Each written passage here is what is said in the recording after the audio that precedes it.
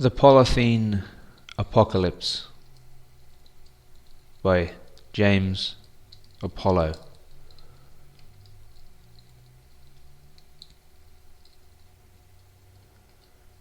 Inhale and vanquish, exhale and dream. The finest Virginian tobacco leaf, blended with the sweetest Afghani poppy seed. Vanquish your nightmares, sweet dreams guaranteed. Afghani dreams, pipe tobacco, sweet dreams guaranteed in every tin. Optical insertion advert, Dunbar Tobacco plc, distribution London, British Isles. 13th of October 2281. The Minotox Crematorium. The Baterson was the last to enter the crematorium. He shut the thick black oak doors behind him. His footsteps fired across the marble of the silent hall with a pistol ricochet. He passed each of the 7 bronze death masks, while a crowd of mourners waited in silence. The corpse of the 7th prince was wrapped in crimson silk and laid upon a pile of wood and oil. The pile was placed inside the black marble pylon gates that held up the Bloodford funeral hearth. Above the pylons sat a marble pediment depicting the rise of the Bloodford princes. The final ascent awaited him through the gateway to the gods. The Baterson lit the oil. The pyre burst into rainbow flickering flames. Here passes Wartling the 7th. Rise to orb, the mother rook, guardian of the past and keeper of the dead.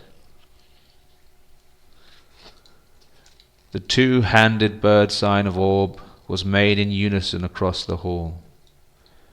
The Baterson walked over to the throne and placed the crown of blood rubies upon the head of the successor. Hail, Wartling the 8th.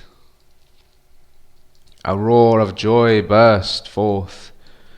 When the room had cheered themselves quiet, the Baterson took his seat to the right of the newly crowned prince. The smoke of Wartling the 7th rose up the stack and out into the greasy London night, sickly and still. The smoke fell into mist down upon the sticky streets. Above the slime leered the Minotox.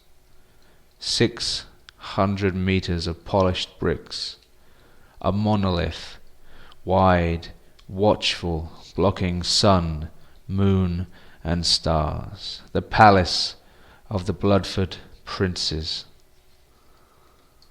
The courtiers waited in the highest hall of the British Isles, up inside the Minotox crematorium, a cathedral prism, razor to the moonless sky, carved with Gothic precision. There they waited, beneath the winding spiral stack, the pinnacle of smoke, where the Bloodford princes made their final accession. The hall echoed with the crackle of a dying fire. There were no lamps or candles. By the light of his father's embers, Grand Prince Wartling the 8th gave his inaugural address. He wore the bright crimson livery of his house, cut into a lacy winter frock. It was trimmed with gold thread roses and encrusted with rubies. He sat in silence, his eyes fixed upon the red heat. None were permitted to speak until he gave leave.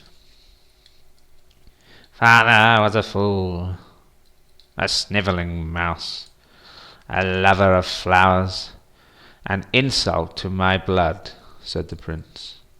He paused to see if his courtiers had courage enough to defend his father's ashes. "He was weak. He believed in democracy. London belongs to me now." The hall remained silent. The Baterson was eager to speak. He wore an old crimson dinner dress with a plain flamenco design.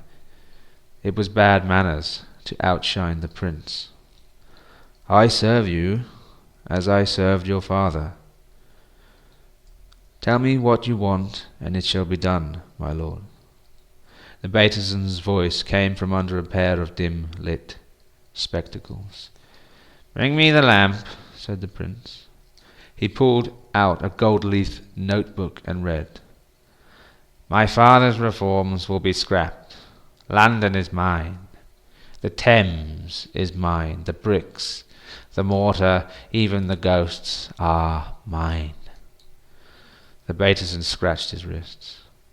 "The palace guard are to be disbanded," the prince continued. The Baterson coughed and rubbed his forehead with his knuckles. "The Hornet Corps will replace them. The Baterson will remain my chief advisor, but the Hornets have offered a cheaper rate. It's economics." The prince could see the Baterson's eyes widening through the gloom. "The manor barons are behind me, Baterson. Don't look so afraid. I'll still need you to run the Minotocks, but I don't trust your men."